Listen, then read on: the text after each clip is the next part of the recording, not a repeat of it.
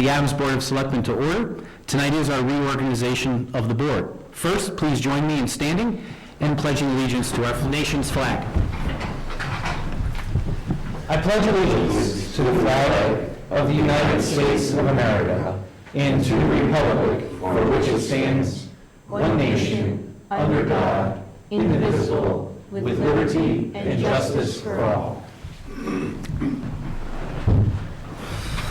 First, I'd like to say today is May 4th, so for any Star Wars fans out there, May the 4th be with you. Also, I'd like to congratulate Member Novak, Member Blanchard on your re-election to the board. It'd be good to have you again with us. And for the balance of the board, it's always a pleasure to work with you. Tonight, we'll move ahead to item number 3 in our agenda, reorganization of the board. This occurs annually after every year's annual town election, which occurred on Monday. So we'll reorganize the board this evening. And with that, I'll open the floor for a call for nominations for chairperson of the Adams Board of Selectmen. Mr. Town Administrator, I'd like to make a motion to nominate John Duval to continue to serve as chair of the Board of Selectmen. I have a nomination for Mr. Duval to continue as chair. Do I have a second? I'll second. I have a second from Mr. Blanchard. I'll open the floor for any discussion.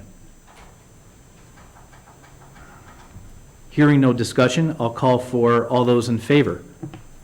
Aye. Aye. All those opposed. Opposed, and I just want to give my reason for my opposition. This is my 10th year serving this board. I've been the highest vote getter every time I've ran for election, and I just want to thank all the townspeople who put their faith in me, and I feel good about myself voting no.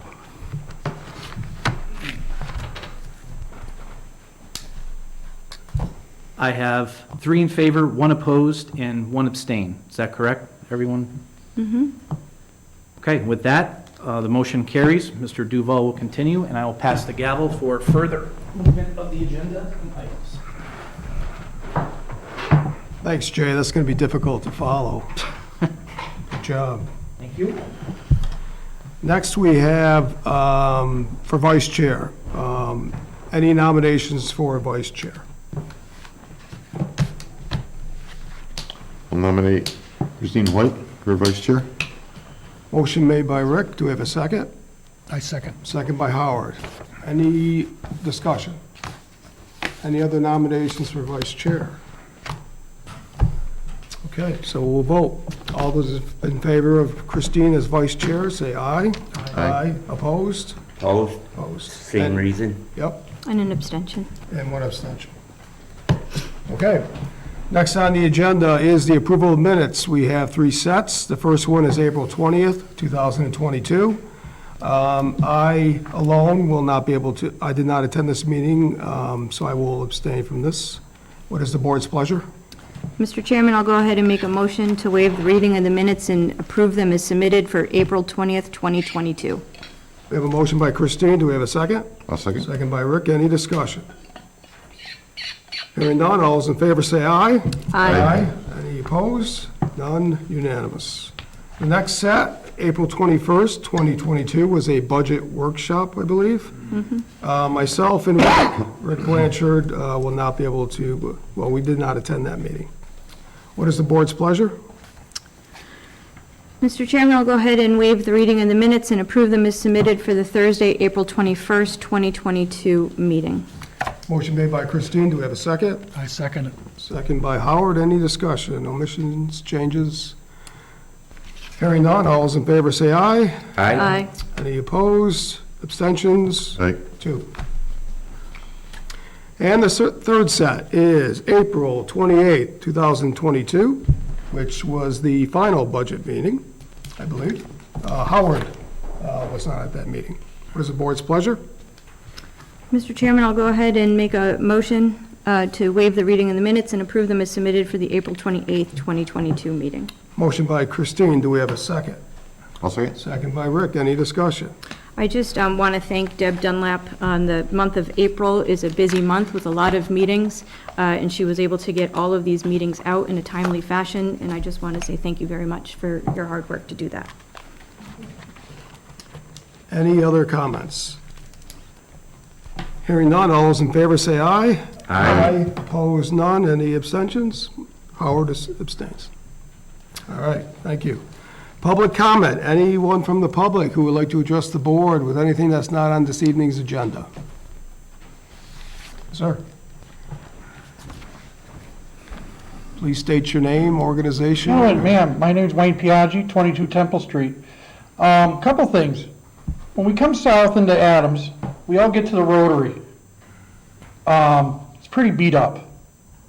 I questioned about it. I was gonna take it upon myself and fix it, fix the signs, go out early in the morning and do it on the weekend. I got told it wasn't a good idea. I know the boys over at the highway department are extremely busy. There's only a handful of them. I don't think that's good enough. I think we need to be better. That is our entrance into town. You know, I'm gonna be starting litter cleanup on Route 8, like I do every year. There's other people in town that clean up their sections in town.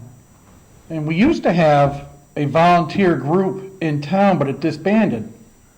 I think it behooves the town to move forward and try to get that back together. And get these projects done. You know, the Rotary, after it's fixed up, is gonna need to get mowed, and the next week it's gonna be mowed. It's going to need to be mowed, rather, because it's already high.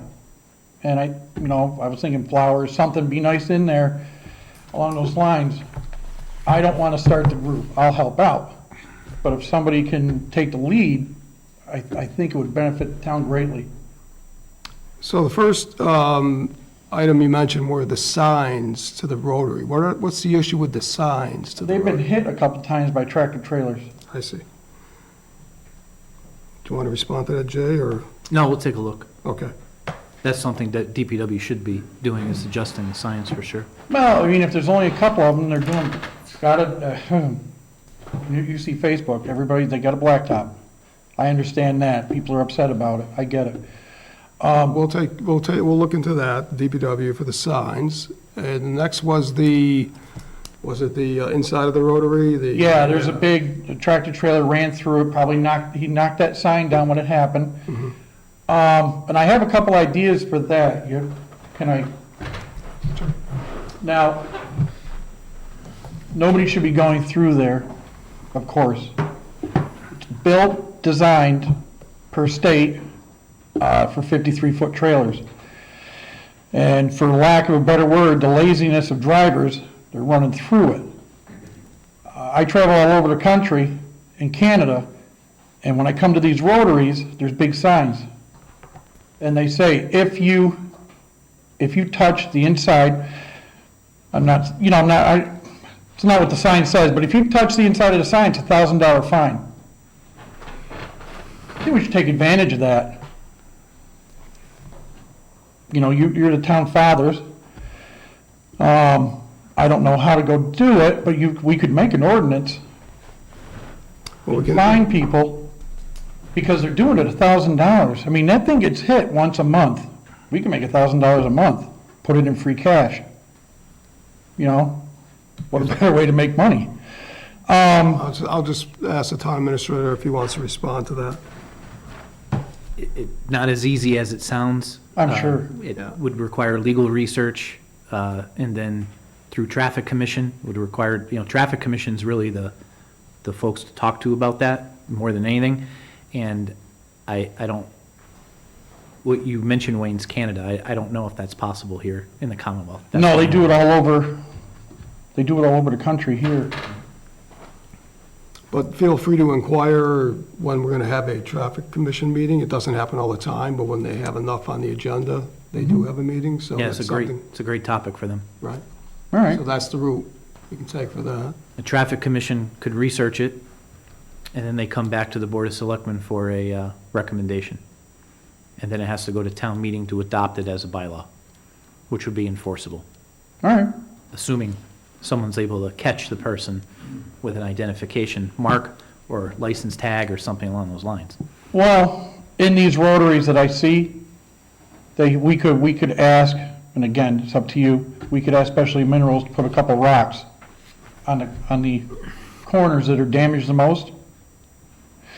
Tractor trailer hits them, he's not moving anywhere. He'll have to sit for a wrecker, so that's that'll help. So again, that's traffic commission, Sure. legal, insurance, all those type of things. So yes, but yes, traffic commission is probably a good route to go. You mentioned also litter, that you do help pick that up. And yeah, volunteer, like we have the audience now, right? So hopefully, someone or a group We'll generate some would- traffic on Facebook. would work with the town administrator first, come to a board meeting, and then we can see what can be done. It's a great idea. Just need someone to lead it. Right. And organize it, for sure. Exactly. And who, I'm just curious though, Wayne, who said no to you going out there? Because that's a great idea. We know you. We use volunteers sporadically where we can. That's a nice offer. Well, you know what? I'm not at liberty to, I'm not saying names. Because it didn't reach my desk. It didn't. Well, maybe you can push it along. I'm all ears if you can authorize it. I get it, I understand, it is traffic, it is rotary, but if you go out early in the morning, on a Sunday morning, There's ways to manage that. Just reach out to, you know how to reach the office, reach out to Deb, make an appointment, and we'll chat about it. all right, And then hopefully in the meantime, maybe somebody could come forward and do a volunteer group, because as you said, with 13 staff members in DPW, some of those aesthetic items, the smaller items that aren't critical, they do fall off the to-do list. They're always replaced with something more critical. So having a group of folks that would be interested in that would be very helpful and appreciated by the town, all right. for sure. I have an advantage, I go all over the country, and if you go through Charlemont, somebody at some point threw flowers out the window of the car going by, and both sides of the town, going in and out of town, are flowers. I'm like, why don't we do that here? Something to make it look nice, everybody can smile at. Well, we have flower boxes out there, and we spend over $2,000 a year on beautifying the Park Street area. We have a variety of different flower boxes out there. In fact, we'll make sure your name's on the list when we go out and plant. We'd love to have you. Perfect. Town staff goes out, we go out, I go out, we plant. So we'd love to have you. All right, that's all I We got. start here at the bridge at Center and Park, and we work our way all the way up to Columbia. Let me know, I'll come out. Very Joe, good. got something to say? You good?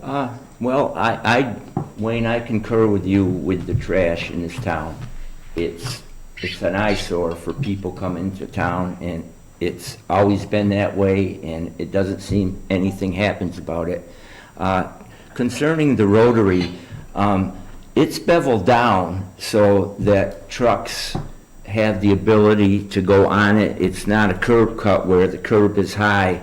If you look at it, it's low, so if the trucks, some of the longer trucks have a hard time making the turn, you would know it being a trailer truck driver, and I think that's why they have them tapered down, so that, if a truck just comes around a corner, it's not gonna hit a curb, it's gonna just go up on the beveled area, The apron. the apron. No, the apron's fine. Yeah. It's the fact that they're driving through the grass. Right, okay. And the state and federal DOT designed that purposely for 53-foot trailers. Yeah, My trailers, I heavy haul. My job is, I'm a heavy haul driver, and I see these all the time, and it's just laziness. yeah. Yeah, and I'd like to say too, when you asked about going and volunteering your time, it brings back something to me when, out of the goodness of my heart, I was up pole sawing all the trees in the town common on my own, because I'm pretty good at that kind of stuff, and I got reamed for doing it. You can't do that, you can't do that. So I don't know how you're giving him permission. Well, he's not giving me permission yet. Oh, well, he said said... it's a good idea. Well, no, he said volunteer. I don't have nothing against volunteer. I'm just saying, when I tried to do it, I certainly got shut down very quick. I had the cop come up and say, you can't do that. So I'm just saying that, as a personal aside. And on that note, I don't recall being asked, and I don't Okay, necessarily yeah, well, recall I'm the not trying to specific... get, but I'm just I saying don't that... recall the specific issue. But when I'm asked and presented with these opportunities, no matter who they are, Yeah. depending upon the risk involved, Right. it's a great opportunity. With the rotary, it's a timing thing. You can't be out there at 4 o'clock in the afternoon, Right, 6 o'clock on a Sunday morning. Yeah, why not? yeah. Well, thanks for your thoughts. Thank you very much. Thank you. Thank you, Wayne. Anyone else? Hearing none, we'll move on. Old business. All alcoholic beverages license application, the Adams Theater LLC, 27 Park Street in Adams. I was not at the last meeting, so I'm just going to hand this over to Christine to... Sure, so the board voted to table the application until a time when Ms. Moore's attorney can speak with town council. That conversation has taken place. Town council did indicate that the amended application in front of us does satisfy the citizenship requirement. That was the concern. This matter was tabled by Member Blanchard and seconded by Member Rosenberg. So we're ready to take that off the table and to vote. It is my understanding that we are, but I don't know if town council wanted to share anything else, or if there's anything else to share. No, the only thing you've summarized what I've said about it. I just wanted to add to the application that the information that goes to the ABCC, if this is approved, that there's a Corporations Division Business Entity Summary that supports the ownership of this LLC by Ms. Moore, which was one of the issues that came up originally. So I just wanted to pass that on, should you approve it. Otherwise, it looks like, to me anyways, it looks like it's in order. Okay, motion to take this off the table. So moved. Motion by Rick, second I second it. by Howard. Any discussion? Hearing none, all those in favor say aye. Aye. Opposed, none, unanimous. What is the board's pleasure? I'll go ahead and make a motion to approve the all alcoholic beverages license application for Adams Theater LLC, operating at 27 Park Street in Adams, with the amended application that is in front of us this evening. Motion by Christine, do we have a second? I'll second. Second by Rick, any discussion? Hearing none, all those in favor say aye. Aye. Opposed, none, that's unanimous. Okay. That's it, anything else for old business? Ina's back there. See her hiding. Not that she's old business. Cheers. New business, ratification of patrolman position, Michael Banks. Jay? Thank you, Mr. Chairman. We have Chief Kelly with us this evening. We have Mr. Banks with us, and we have other members of the Adams Police Department with us as well. You'll see in your packets, there's a letter from Chief Kelly to me, and then there's a letter from myself to the board, and I would recommend, Chairman Duval, that you just read that letter from myself to the board. I sure will. Okay, dear Board of Selectmen, this letter is to advise the Board of Selectmen that subject to the board's ratification as provided in Section 10 of the Town Charter, Michael Banks has been appointed to the position of police officer for the Adams Police Department. Presently, the department has 2 vacancies for the position of police officer. Chief Kelly cast a wide net in search of qualified candidates. There were no candidates who were previously qualified police officers. After reviewing and screening applications, 2 final applicants were interviewed.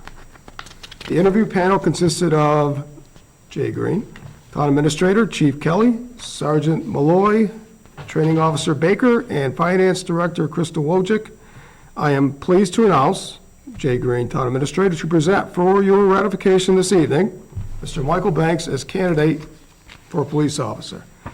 Mr. Banks is a resident of Adams and has relatives who work with the criminal justice system.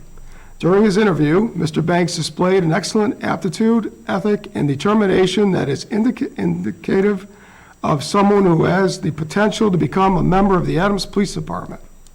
His interview confirmed for the panel that he understands what it means to protect and to serve. This is a big step for Michael to take, and we are grateful that he has decided to change careers and to serve his community as a police officer. We believe he has the requisite family support for making this journey, including the time he will need to spend away from home while he completes his academy training and the town of Adams invests in him. Once ratified and contingent upon successfully passing and completing any hiring requirements of the town of Adams, Officer Banks will assume limited, non-patrol duties with the department in anticipation of attending the full-time police academy on or about May 16th at the Step 1 patrolman rate of $23.19 per hour. Respectfully submitted, Jay Green, Town Administrator. Chief, it's all yours. I'm done. You good? I know. No, first of all, thank you for having us, and I want to acknowledge, obviously, Michael is here, but as usual, our officers show up for something like this, and I couldn't be more happy because we want to create that atmosphere here at the police department. We support each other. We're a family. So on top of what Town Administrator Green had, you know, as he usually does, he kind of lays it out very well. You know, we were impressed with his interview, and I have conducted interviews, and I have developed a way that I want to get the people who is coming to us comfortable. And so we got to know him a little bit better, and there was no question in our mind when we left that there was a calling for him to do this, and for those of us who do it, that is exactly what it is. It is a calling. And on top of that, to give up a business of his own to follow this passion is admirable. Just to piggyback some of the things that were said here, our intentions, because of things that has been brought up in the past, you guys are aware of the backlog, the reform, and all of the things going on with MPTC. So currently we're looking at probably around September of him getting into the academy. But what we want to do, which I think is a very positive thing, is get him inside the building, get him working that desk, get him certified to run tags, talk on the radio. Also important, he fills a shift. He gives some of these officers some relief, and he also gives the town some relief by alleviating some of that overtime that is used for that position. So all of that, I think, will work out to our benefit when he comes on board. That's on top of what Jay said. I'm here for questions. Michael is here. I can't be more happy. And on top of that, I had mentioned before how many applications we had. We narrowed it down, and who did we find? Someone from Adams. So I'm super excited. Thank you, Chief. Any questions, discussion from the board? Christine? I have a couple of questions about the academy. Yes. Where is the academy located? So the one that we Okay. currently use and drive towards is the one that is closer to us. Okay. If at all possible, I will not send someone to the The one on the coast. eastern part, Yes. okay. Still at STCC? Yes, Josh? For the time being, yes, it's gonna be moving the whole way over to Jackson. Yes. And how many hours of training for the full-time academy? 21 weeks. 21 weeks. Yeah. And is this budgeted in this year, since this is starting in May, the We have- full-time academy? We have already went, Crystal has done the numbers with Jay. We are okay to go forward. Okay. Budgeted in fiscal '23 for academy costs, but we have sufficient funds in the budget to bring them on for payroll. For fiscal 2022? Yes. To start? Okay. That's it, thanks. You're welcome. Anyone else have any questions? Chief, where does this put the department in regards to staff?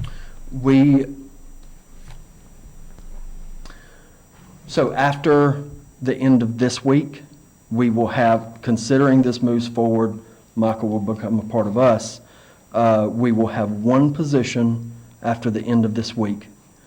Without going too much in detail, we have directions with that position also. Okay, great. Now, is it Mike or Michael? What do you go by? Mike is fine. Mike's fine. So you born and raised in Adams, or Born and raised in North Adams. North Adams? Oh, that's it, we're over. All right, good night. He made the smart choice, and he moved south. That's what I Our heard. good friends from North Adams. So, congratulations and thank you for your interest in our police department. This is a great department. The town, the community really does support our police, but they've earned it. So you're joining a great team. So, okay. Thank you so much for that. What is the board's pleasure? I'll make a motion to ratify the appointment of Michael Banks to the position of police officer for the Adams Police Department at the Step 1 patrolman rate of $23.19 per hour. Motion by Christine, do we have a second? I'll second. Second by Rick, any further discussion? Hearing none, all those in favor say aye. Aye. Opposed, none, unanimous. Welcome. Thank you so much. Thank you, Chief.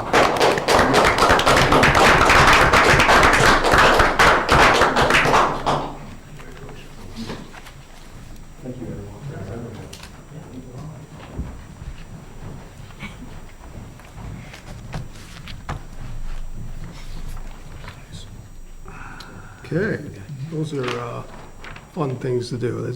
He's a good man, so. Next, we have common vic license application, the Firehouse Cafe and Bistro, 64 Park Street. Christine.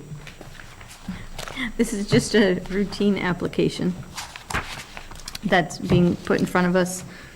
And with that, I'd go ahead and make a motion to approve the common vic license application for Firehouse Cafe and Bistro operating at 64 Park Street here in Adams. Motion by Christine, do we have a second? I'll second. Second by Rick. I was wondering if you could, somebody explain what that means to the audience, a common vic license. It's basically food and seating. Okay? No, appreciate And it. that's my summary. There's probably more to it, Ed, but I think you caught it. I was like, that's the basis in which we use to like I understand that. decide if someone needs a license, a common vic license.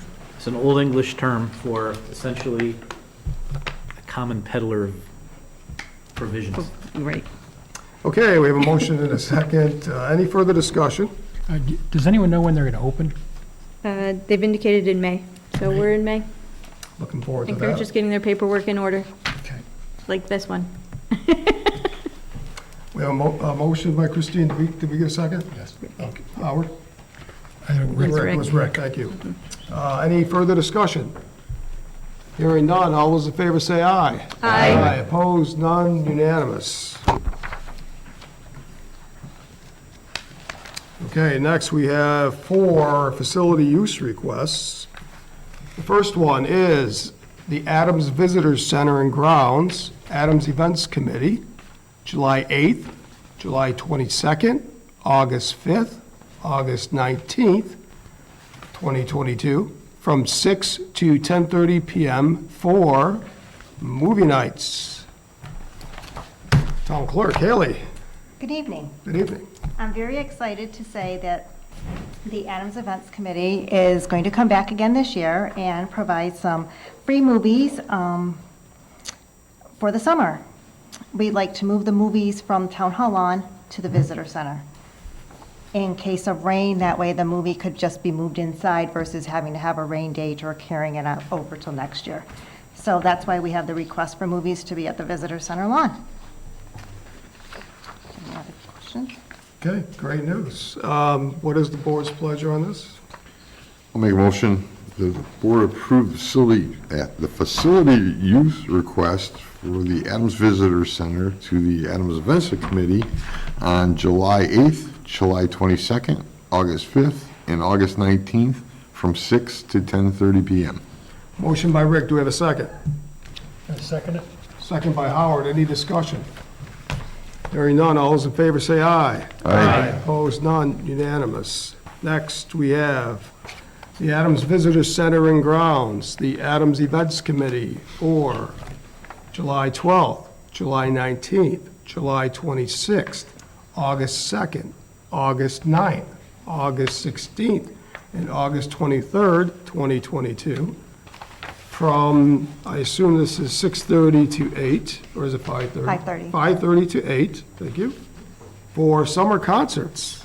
What's going on there? So we're fortunate enough that we've been able to secure sponsorships so that we can hold 7 concerts this summer, free to the public to come out and enjoy some music on the Visitor Center lawn. Okay. What is the board's pleasure? I'll make a motion, the board approve the facility use request for the Adams Visitor Center through the Adams Events Committee for July 12th, July 19th, July 26th, August 2nd, August 9th, August 16th, and August 23rd, from 5:30 to 8:30 p.m. Okay, motion by Rick, do we have a second? I'll second. Second by Christine. Thank you, thank the Adams Events Committee and all the volunteers that make these happen. I'm not sure, we probably didn't have anything the last year or two, right? Last year, we had a few, we A had few? 4 movies and 4 concerts Okay. last year. So we're bringing it back a few more concerts this year and see how the movies go again this year. So obviously, more information will be forthcoming. We'll announce all the movies and we'll announce all of our bands at future meetings. Okay, sounds good. Any further discussion? Hearing none, all those in favor say aye. Aye. Opposed, none, unanimous. Thank you. Thank you very much.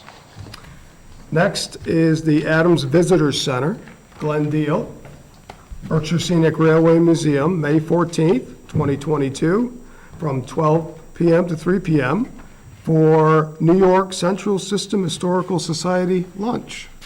Yeah, this is part of their, I guess it's an annual convention that they have over in Albany. And then they're bringing, the estimate is, at first I heard 90 people, and I've heard 130 people. So they're probably coming over by bus. And they're going to ride Berkshire Scenic Railway's equipment. The RDC will be in operation, and the coaches that we used last summer will be in operation. In fact, we'll have, if we could, we'd be passing one another on the tracks, but it's only one track, so that makes it a little bit difficult. But we're going to be running all our equipment, basically, for this group. They are a group of people that support, are basically into the history of railroads, as is Berkshire Scenic Railway, and the preservation of the equipment and the history that railroads brought to the area, the industrial history and things like that. So it's going to be an interesting event. They have asked Angelina's to cater their lunch. It's going to be a big job for the little Angelina's store, but apparently they're up to it. They have, obviously they have other stores too. So it'll be interesting. Our Berkshire Scenic Railway's piece of this is basically we are their hosts. And we will take care of all the cleanup and everything else needed at the visitor center after the day is over. Jay, what's the occupancy limit for that building? It's a good question. I don't know. Well, I expect that if it's they're not all going to be in the building at the same time. Some people are going to be riding on trains while others are having lunch. And then there's also the outside is available. Okay, questions from the board?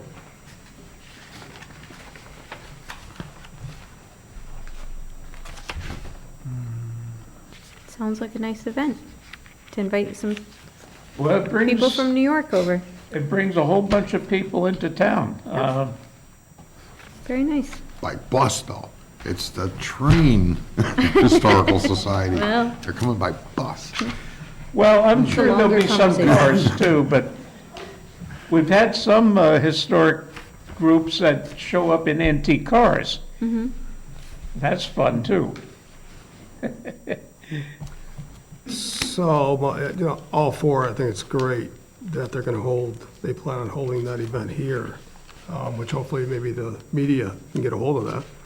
But my concern is, you mentioned 90, 120 people, not sure. I think we really need to kind of nail down, I would think, the number of individuals who will attend. Well, I had a Is it like the discussion, max, like, it won't go any higher than 100, around 120? I just don't know where you're going with those two numbers you said. I think we'll get the building occupancy number from the building commissioner. We can give it to Glenn and the Berkshire Scenic Railway, and yeah, I think you can just condition it not to exceed legal occupancy Yeah. limit of building. That'll be fine. It's probably, that I could certainly live with. it's probably like 85, that's my guess, but I'm not Jerry, it's just Yeah. my guess. But the fact that they're not all going to be in the building at the same time, because they're going to be out there riding on the equipment and things like that. Okay. It's going to be busy for our volunteers. Very busy. Okay, what is the board's pleasure? I'll go ahead and make a motion to approve the use of the Adams Visitor Center and grounds for Berkshire Scenic Railway Museum on May 14th from, the agenda says noon to 3, but your form says like 9 you're starting? So what would be your start time, Glenn? I expect, the event, including on the trains, will start at about 9 o'clock in the morning. So you want to use the building for private restrooms and Yeah, greeting we them? don't need the building at that point, You don't? no, So you just want to use the building starting at noon? for lunch, Okay. yeah. So, from noon to 3 p.m. for the New York Central System Historical Society lunch, to use the facility not exceeding the legal capacity of the space.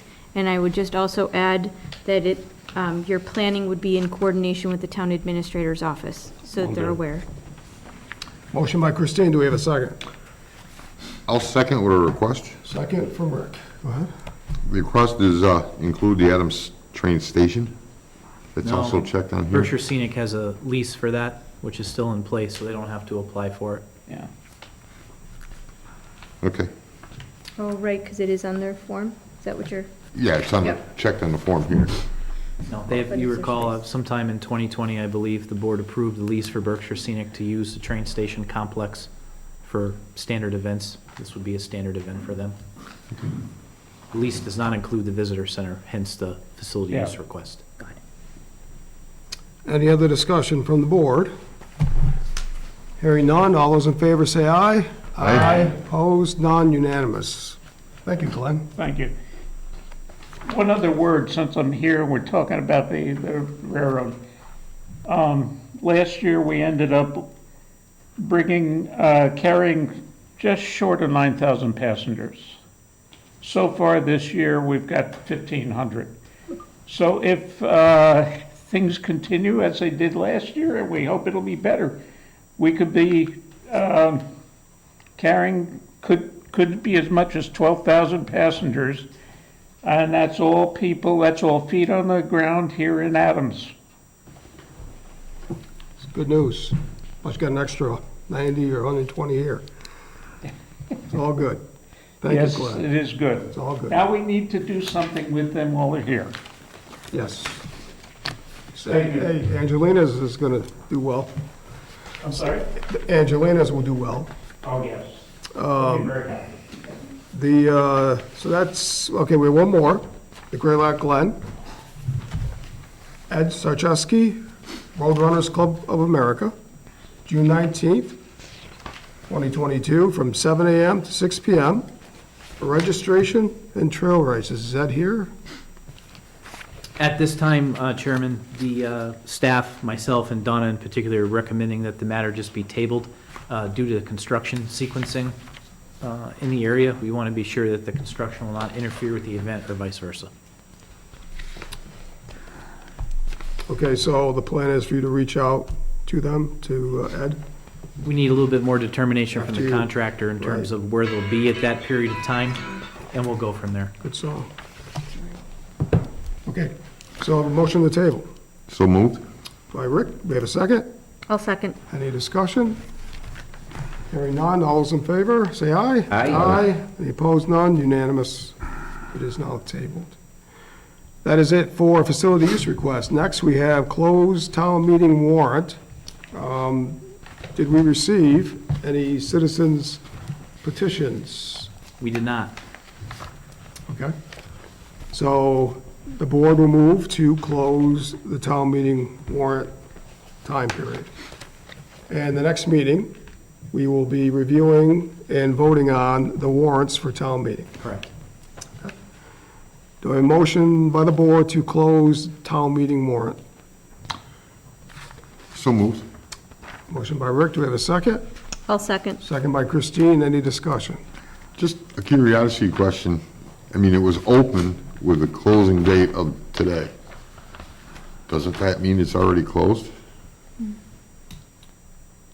Unless we want to extend it, or it's up to the board to make those, I don't know if we could, based on time. Fair question. But I imagine if we just vote, it's not going to make not going to do any harm. Closed today, but town hall closed at 5 PM today. So they should have had any petitions in by close of business in time for the clerk's office to certify it. So I think you're well within your ability to close it today.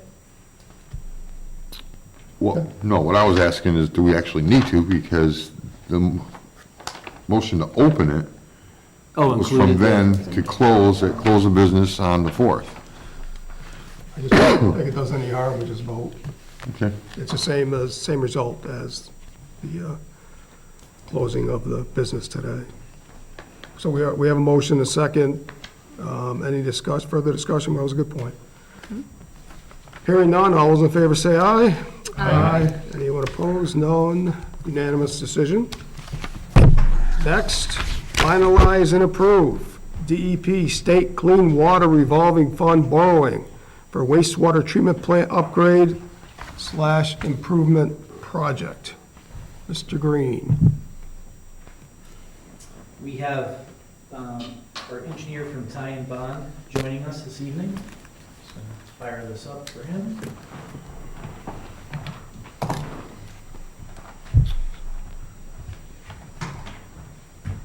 To inform the board that member Hoyt has stepped down.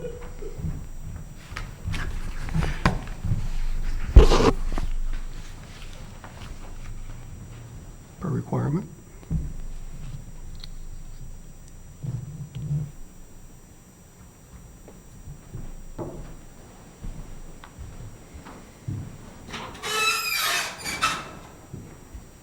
Trying to get you in there, Joe.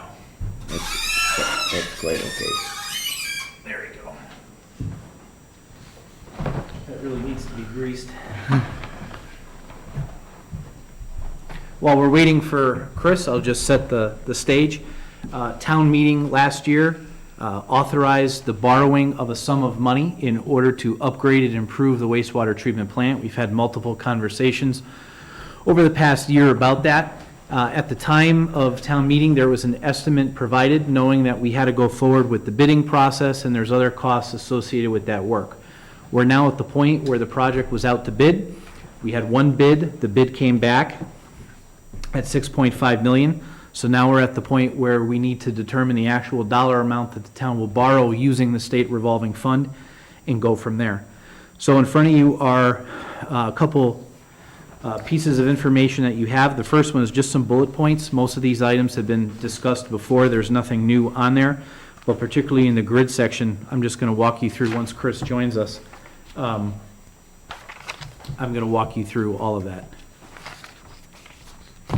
The second page attached to it is the loan forgiveness numbers that you can see. We're the third one down, and then the single page, we just got this in this afternoon. This would be the proposed debt service schedule, depending upon what figure the board chooses tonight. Donna's our project manager on that. It's one of our special projects, so she can certainly add conversation to it as well. But we'll need essentially just one vote tonight for the board to determine the final amount, and then we'll go from there.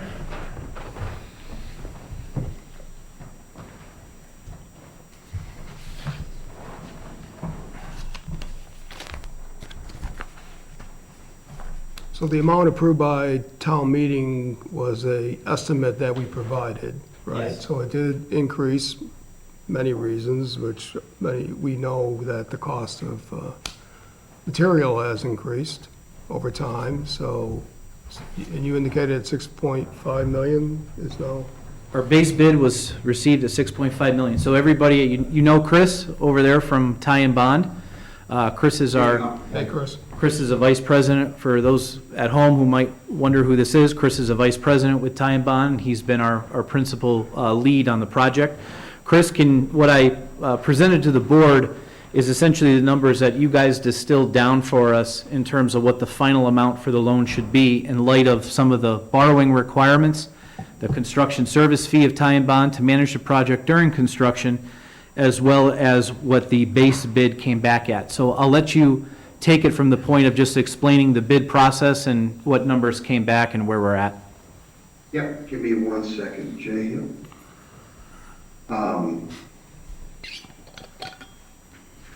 So bidding started, we advertised, or the town advertised for bid, probably about 8 weeks ago now. The bidding process has 2 different steps in Massachusetts for public building bids. The first step is you receive bids from filed subcontractors, and those are the trades that are doing specialty work, like electrical contractors, HVAC contractors, miscellaneous metals contractors, and painting contractors are the ones that are of interest in this project. Following receipt of the subbids, you issue those subbid results to all of the bidders, and then general bidders, general contractors would include those subbids, and often typically would include the lowest subbid in their total general bid price. There was unfortunately limited interest or involvement by contractors in the bidding process. There was, multiple subbidders, but not, not many subbidders like we would have seen in past years. And unfortunately, only one general contractor bid the project, ML Schultz out of New York State. So the base bid came in at $6,504,400. And I'll just reiterate some of the numbers. It sounds like Jay had already told you.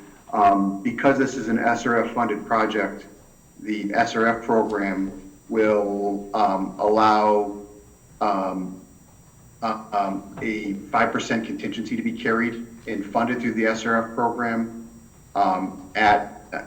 during construction. So the 5% contingency is $325,220. We have a proposal in, or an executed agreement with the town for construction phase services, which includes construction admin, part-time construction observation, and then because this is SRF funded, we've got a requirement to include MBE and WB subcontractors. So that all rolled up is $597,000, which would be a total amount that would be fundable under SRF of $7,426,620.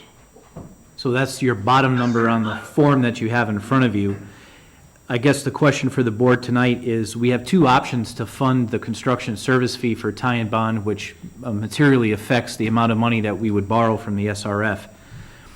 The other pot of money that we could fund the construction service fee from is available with our ARPA funds, the conversation that we'll have next.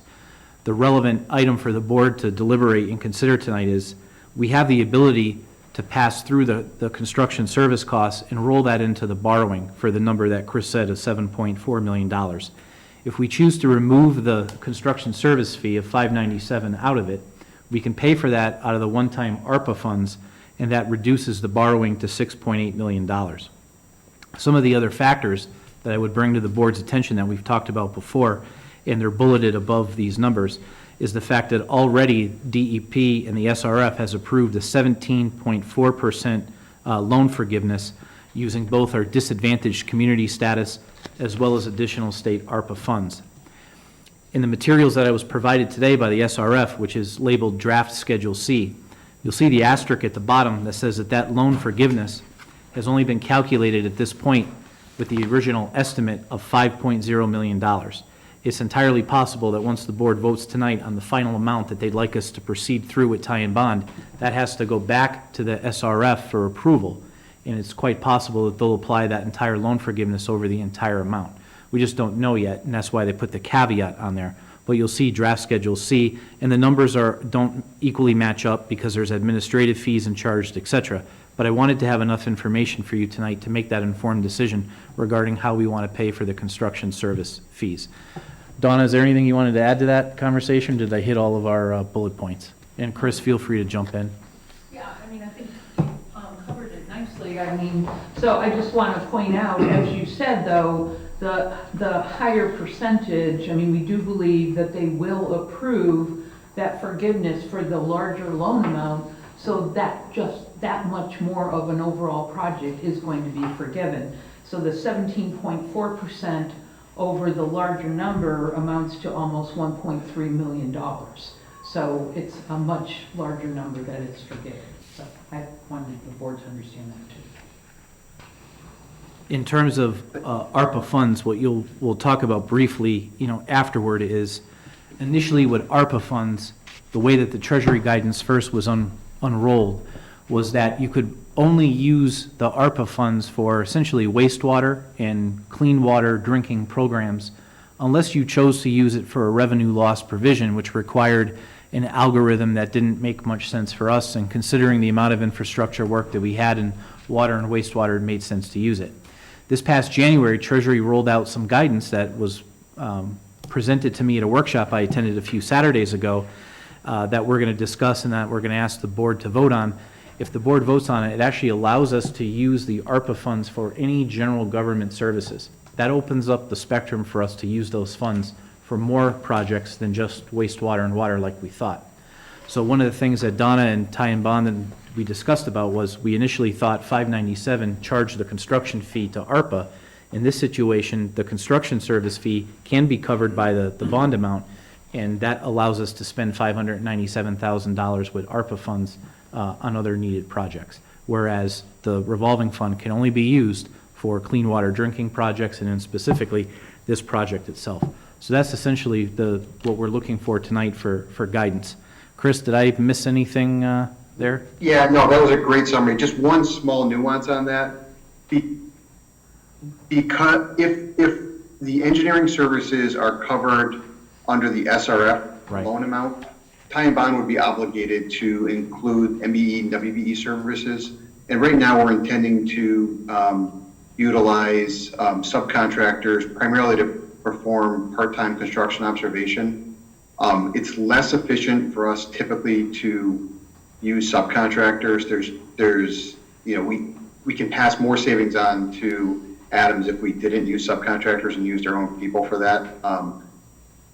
But at the end of the day, that's a total amount of like $40,000. It's less than, if the town is awarded the 17%, I just did the math, that's, approaching $100,000 in give back through the loan forgiveness. So I think it's still more advantageous for the town to consider using the SRF money at the end of the day for everything. And, it obligates us to use the MBWB subcontractors, but I still think it's to your advantage to do that.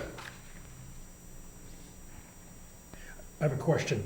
Before we get into the funding mechanism, with inflation what it is, and the bids always coming in over, is 5% contingency realistic? Because I'm hearing in the industry, 20, 30% cost overruns as being the norm.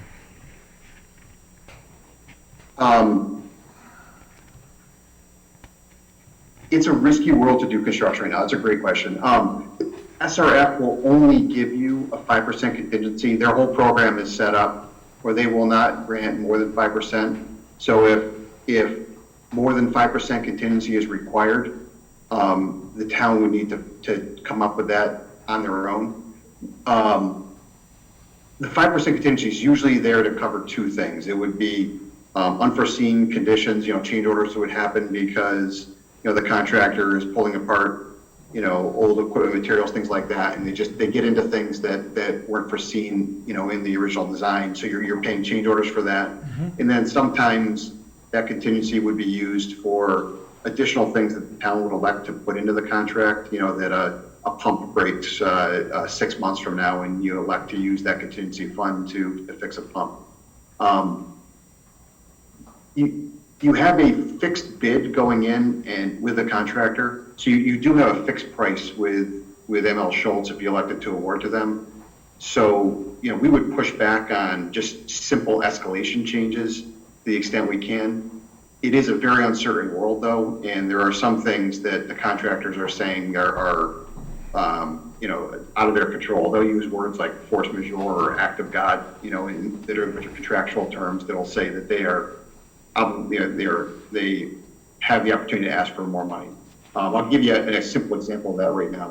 Ductile iron pipe, which gets used, you know, throughout the civil industry and water and wastewater facilities.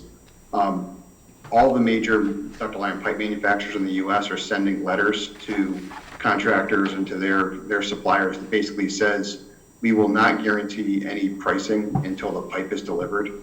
So contractors will typically bid a project, and at bid time, they've got quotes from, you know, all their material suppliers that essentially agree to hold that price throughout the life of the contract. So they've got some protection.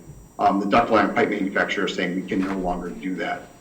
They're indicating, you know, all the inflation in the economy. In addition, they're indicating that the war between Russia and Ukraine right now, which is the major supply of pig iron to feed the ductile iron industry, is limiting one of their sources of material. So they don't have enough raw material to make the amount of ductile iron pipe that's required by the industry. So that they're sending letters out there to contractors, and contractors are in turn sending letters to cities and towns saying, you know, this is a concern. Luckily for Adams, you're not doing on this project, you know, a 10-mile water main where you need, you know, millions of dollars worth of ductile iron pipe. You've got limited pipe here. So on this project, that risk is lower, but it is an example of the industry and some risk that's out there. So is there any way to do a risk assessment of the volatility of the raw materials that are going into this project and what's going on today in the supply chain?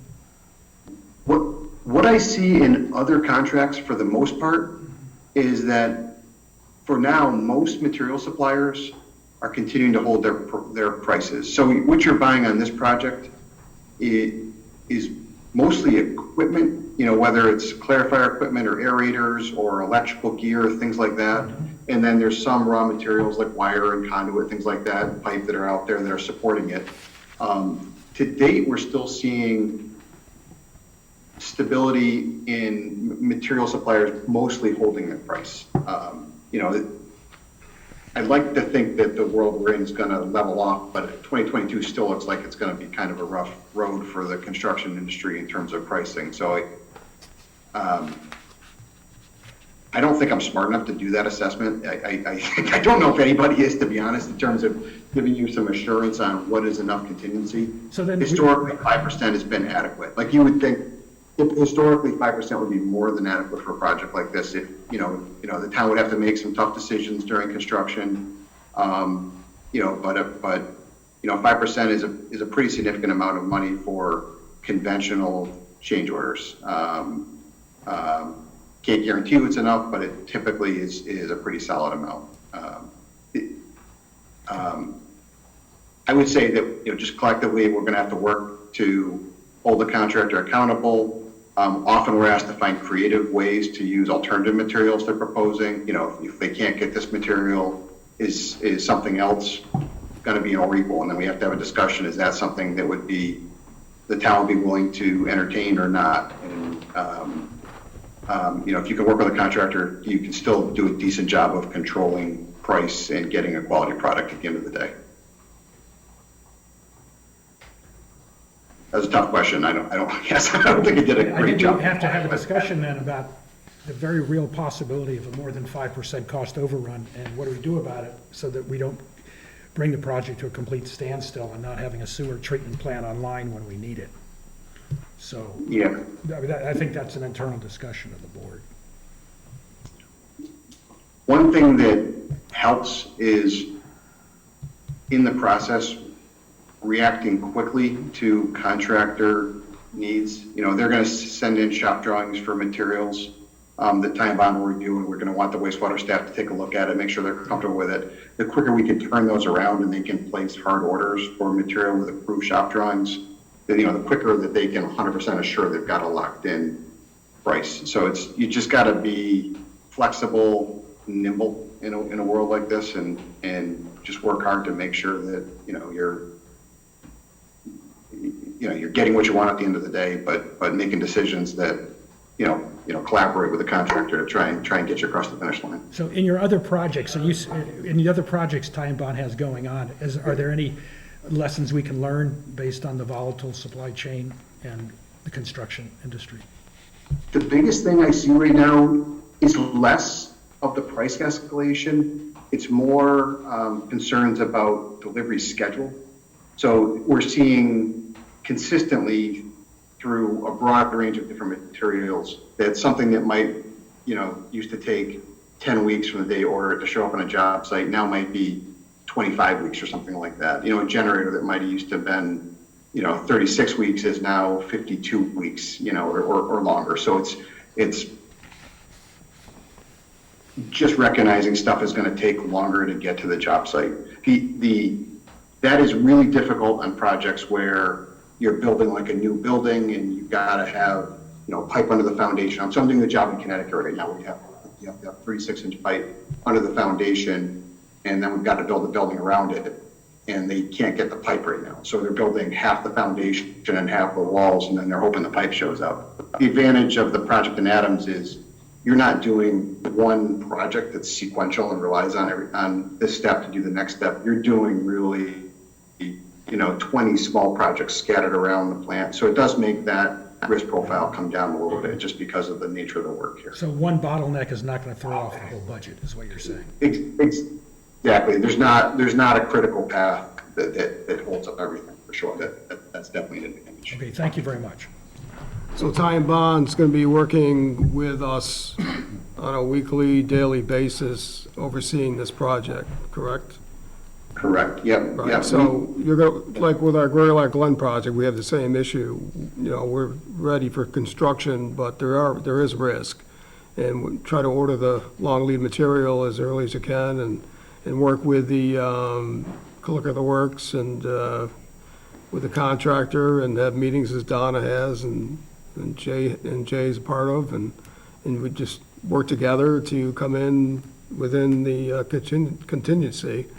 Something that's going to put us over, we got to make some tough decisions, right? Yep. And it's a little harder with a treatment plant, but yeah, it's unfortunately the way it's going. Any other questions from the board? Yeah, just one more. In terms of I understand the water treatment plant is in pretty much dire need of the upgrade.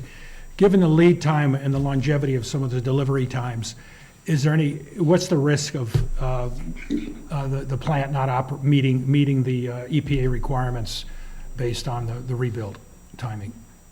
Yeah, there's some there for sure. I mean, there's some risk. You've got the advantage of a good amount of redundancy at the plant, but in some places, some of the things we're doing are putting back redundancy that's fallen into disrepair over the years. So, if your new secondary clarifier, which is 20 years old, fails, and you're relying on your 50-year-old secondary clarifier, which is it's held together by, paint, I think mostly, that's, it's in terrible condition, that would be risky.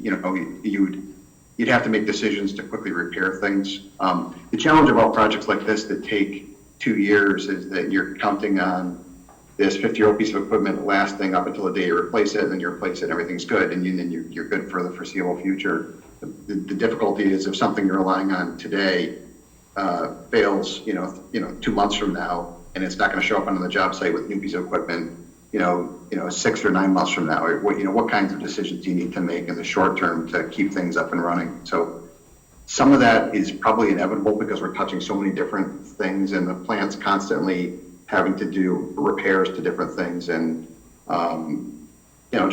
it'll have discussions. There'll be, can we Band-Aid something together to keep it running for another 6 months, or is that not possible? And you got to take a more aggressive step and buy a new piece of equipment or something like that. So hopefully not too much of that happens, but some of it is probably inevitable. Okay, so you folks will be on site to manage some of those emergency repairs if we get into that bind? Yes, 100%. Because of the nature of the work, there's not a lot of work here that's not going to be visible to the naked eye. You know, we're not putting in pipe in the ground or pouring concrete where we need to be there to see every step of the way. You know, because most of the work is exposed, we're not there full time. You know, that allows us to come in with it's still an expensive cost for our services, but it's more moderate than full-time inspection. So we're there, several times a week, but we don't have a full-time clerk of the works on a project like this. Our office staff is available, essentially 24/7 between Jason and I and, our staff engineers to service anything that would come up. And, you're close for us. We can zip out there anytime if there's emergencies that come up, for sure. Okay. Yep. Okay, Christine? Almost it. Rick? No. Joe? Yeah, I just have one quick question. Have you ever worked with the sole bidder who bid on our project? Yeah, it's actually, I probably should have mentioned that. That's a good question. Yeah, they're a reputable contractor. We've worked with them in the past. We called references as well. Sometimes, we always want to get perspectives outside of our own. And, it's unfortunate you only have one bidder, but ML Schultz, we think, is a good contractor. They've been tracking this project for a long time. They've been interested in it for a long time. We think that you're in good hands with a contractor that's reputable, for sure. I mean, it's a challenging project. There'll be things that'll come up, but at least you're going to enter an agreement with somebody that's qualified to do the work and has a good reputation in the industry. Have you ever worked with them before, or will this be the first time that you've worked with them? I worked with them years ago in a project in New York State, but it's been a long time since I worked with them. But we've had others at Time Bond that have worked with them. Okay, thank you. You're welcome. So the interest rate is great, 2%. The project needs to be done. Loan forgiveness, hopefully for the whole amount. Do we have an estimate of what the cost is going, how many years first is this bond going to be for? 20. 20-year bond. Do we have an estimate of the amount that the town will have to pay each year through 20 years with the interest for this bond? Estimated to be approximately $380,000 a year. If the loan forgiveness does not, this is why these numbers are all estimates, but the numbers you have in front of you, Jeff's Schedule C, is $380,000 a year at a figure approximately of a little over $7 million, with loan forgiveness only configured for about $5 million over that. So it'll be $380,000 max, I think, Chris, is probably safe to say, notwithstanding what the Clean Water Trust may vote on.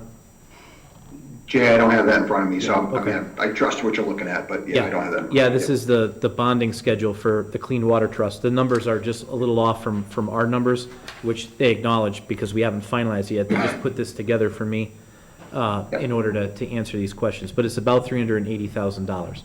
Once we receive a vote from the board tonight, which would be that 7.4 million or that 6.8, the Time Bond staff will go back to the Clean Water Trust and DEP, submit that number, and they'll recompute everything. They have to put that in front of the Clean Water Trust trustees, and they vote on that.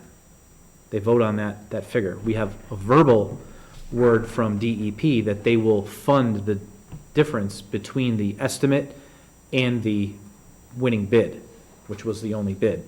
What we don't know is where they'll apply that loan forgiveness, but as Donna said, we're pretty confident they'll apply that loan forgiveness over the entire amount. And even if they don't, that's still an attractive 2% over 20 years. So have you put any thought into how the town will come up with $380,000 a year to pay for this project? Tax levy. It'll replace the current tax levy for the existing wastewater treatment plant bond that's been on the books since 2005. Which is coming to an end. 2025. This is scheduled to begin right now in July of 2024, but that doesn't mean it will.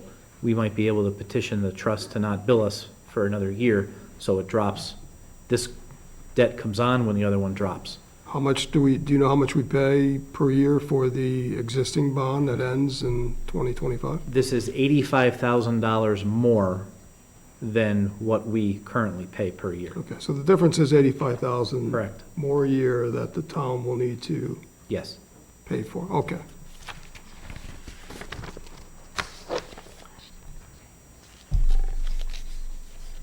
Just a question, you probably won't know it, but when we took out the bond for the one we're paying on, do you know what our bond rating was then? Our bond rating, Yep. the bond rating doesn't matter because the SRF doesn't look at that. They only look at the nature of the project. They don't go through that normal bonding process. That's surprising to me. They don't go through the bonding process, because I've been asking what our bond rating is, and it's been all over, but I guess No, it's it's come double A to minus. A minus minus? Double A minus, Okay. rated by Standard And & what Poor's. is the highest? A? A? I Okay. believe. So that That's- puts us in a pretty good spot then, right? As Yeah, far this as our doesn't, bonding? if we were to go out and bond on the open market, say for another project, this debt service may affect that because it's already debt service. However, when we went out, when I first started, we had a bond for that $2.5 million stormwater project, and the bond rating held at double A minus. But that double A bond rating, the bond rating is an indicative of the financial status of the town Right. that allows you to get an attractive interest rate when you go out in the open market. This is not an open market. This is a closed borrowing funded by state funds, which is why the bond rating is not applicable here. Well, then I'm just wondering what kind of financial situation were we in compared to what we are then now when we went out for the last bond? I don't know. Okay. The interest rate on this, is it fixed? Fixed. They're all fixed. Because I noticed the Fed raised interest rates of like a half a point today, or That's why this program is the most attractive for a municipality doing these specific projects. It's competitive. And that's why we had to start almost a year plus in order to get on the list, develop a project that's qualified for it. And we weren't, I think we were in tier 3 within the trust projects that were attractive. So we're lucky to be funded. They only fund about 50 to 70% of the projects. So we're not going to get a better borrowing rate anywhere else. And the other option that we discussed with Ty and Bond was, well, we can throw away the whole thing and go back out to bid, and we're pretty confident that the bids would come back even higher than what they came at. So we're not between a rock and a hard place. It's not an uncomfortable spot to be in, but we don't have a lot of options. And as Chris said, considering the age of the plant, one clarifier is out of service, 3 aeration basins are out of service, we need to invest in the plant. And we can't really, on the staff side, come up with a better option, nor does Ty and Bond, and they do this day in and day out. You know, it's not, I'm well aware of the expense of it, well aware of what the debt service is, but I think the timing works out. When it drops, we pick it up. I'm not necessarily a fan of borrowing. I've said that many times before, and we've dodged a bullet with a couple of other, infrastructure projects, but we're not even doing as much as we'd like to do for this amount of money. The DEP requirements are getting stringier, stronger and stronger. They are. If to use that word. So if we didn't do this, we would have to do something anyways down the road to meet the requirements. So we have to keep up. And with some pending requirements in the draft pollution discharge permit that Chris and I have discussed, and I've mentioned to the board previously, depending upon how the EPA and the DPA chooses to apply those, even with these upgrades and improvements, we may not be able to meet those new standards. And if that day comes, then we're looking at an additional $15 to $20 million construction project in order to construct mechanical clarification and extraction of phosphorus from the effluent. And that'll have to be, we'll be going back to the source for this too, for the same thing. So we hope that that day doesn't come, but this addresses and puts into a state of good repair at least what equipment we have that we need anyway, the process. It completes essentially the project we started in 2005. Right, because at that time, it wasn't a complete upgrade. It was only specific. was partial. Partial. So the question this evening, one of the questions that we need to answer is the service fee, as you mentioned. Do we include that in the loan? Is that true? Yes. Okay, which is it's a 2% loan. There are some positives to that, which will free up funding to do other projects, including roads, which we Yes, thoroughly need. that's our next agenda item. Right, which we're going to discuss soon, so that's a decision the board needs to make. So what, Jay, to include the service fee, and we can subtract it if we have to include the service fee, is that the number we're talking about at the bottom, $7.4 million. Okay, that's- $7,426,620. for a 20-year bond at 2%, right? Yes. Okay, and then without the service fee, we can minus that number. $6,829,620. Thank you, which is right there. Okay, any additional questions from the board? What is the board's pleasure?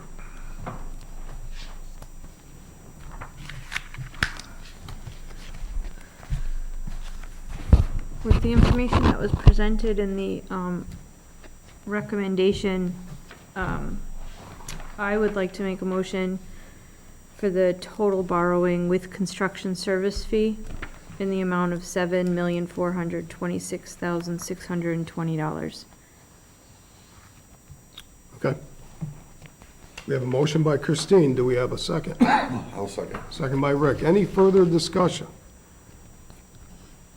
Hearing none. All those in favor say aye. Aye. Aye. Any opposed? Any abstentions? Unanimous decision. Thank you. Thank you, Board. Chris, thank you. We'll be in touch.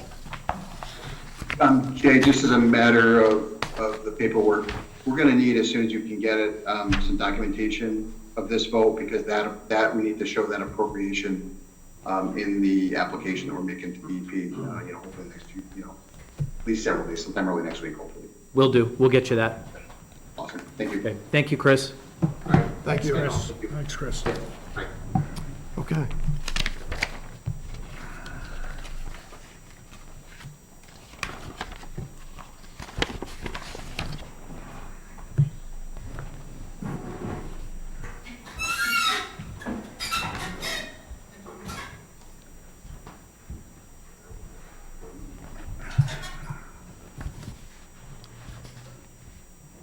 So the next item on the agenda is to finalize and approve the DEP State Clean Water, no, I'm sorry, we already did that. Next is F, adopt ARPA standard allowance revenue replacement provision to fund general government services. Jay. Crystal, come on up to the podium. As I said earlier, initially when the ARPA funds were rolled out by the U.S. Treasury, and it's important to note that unlike the CARES Act, this program is completely managed by U.S. Treasury. State A&F has nothing to do with it.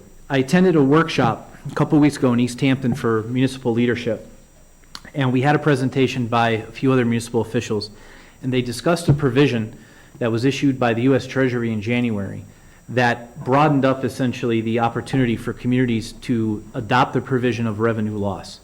What the initial guidance was that if a community claimed revenue loss as a result of the health pandemic, they could use their ARPA funds for a variety of general government services, with the exception of funding pensions, correct, Crystal? Which meant you could use it for roads, you could use it for building improvements, you could use it for anything you want. We did not choose that provision because it was not cost effective for us. We rode out the pandemic fairly well financially, and the algorithm that was provided by U.S. Treasury, when we computed it, it didn't make much of a difference for us. So we went the route in a previous workshop with the board to focus the money on a couple of projects that you have in front of you, which is the design improvements for the wastewater treatment plant, the Greylock-Lynn water tank, and the Greylock-Lynn water system engineering services. And the reason therefore is because those fit squarely within the initial guidance that said you can use the money for water or wastewater projects. So it was kind of a no-brainer at that time to use those funds. In January, even though the funds had been initially dispersed in July and August. July and August of '21, and we already committed some funds. They changed the guidance to now allow us to take a one-time, I want to make sure I get the language correct, a one-time standard allowance revenue replacement provision. What this essentially says is, a community can come in and say, we claim up to $10 million worth of revenue loss. That's all we have to say. You can use up to $10 million of ARPA funds for general government services. Now, we only received $2.3 million. So that's the figure we're still talking about, $2.3 million. But if you were a community that got in excess of $10 million, then you could use up to $10 million for general government services, and the balance you had to fit into one of those other categories, including wastewater or water. What we wanted to do is put in front of the board, you now have the option to vote to adopt the ARPA standard allowance revenue replacement provision and open up the balance of our ARPA funds, the funds that we have not yet committed to a project, although we have plenty of ideas for them, plenty of ideas, not enough money, in order to allow us to use them for general government services. This is what we were hoping for initially when ARPA came down the road. And it wasn't in the initial provisions, and now it is. So we're pleased that we have this opportunity.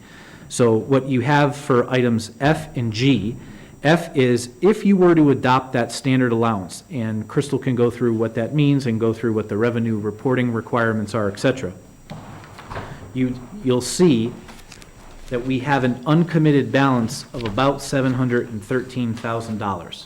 We've included on the spreadsheet all of the projects that the board already endorsed and others that, we have ideas for that are not yet fully committed. The board hasn't made those decisions. We as staff are recommending this is where we'd like to see that money spent.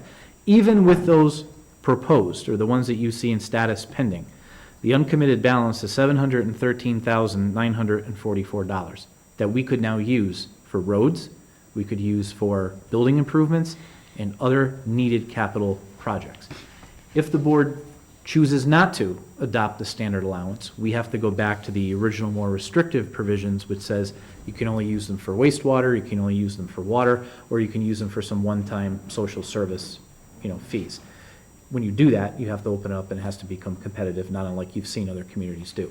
So staff is recommending, based on the number of projects that we have, that the board adopt the standard allowance for revenue replacement provision that streamlines the reporting requirements, it streamlines what we have to document, and opens it up for U.S. Treasury to say, if you can spend it from your tax levy, if you can spend it from an enterprise fund, if you can spend it from a revolving account or anything authorized by your respective state, you can spend your ARPA funds on.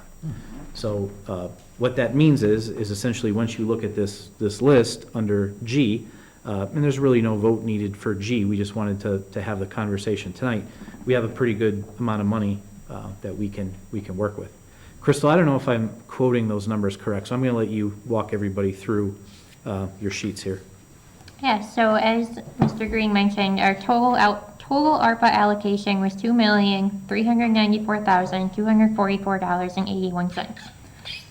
So far, out of what we've committed, that means contracts we have signed, projects that we have planned for but have not signed contracts for, it's everything that you see there. It comes out to $1.6 million.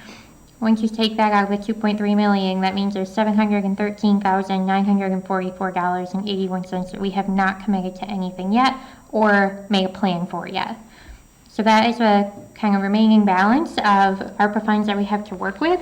In terms of actual cash flow, we do not have the $2.3 million in the bank yet. The way that ARPA allocation works is that there are 4 different disbursements of the funds.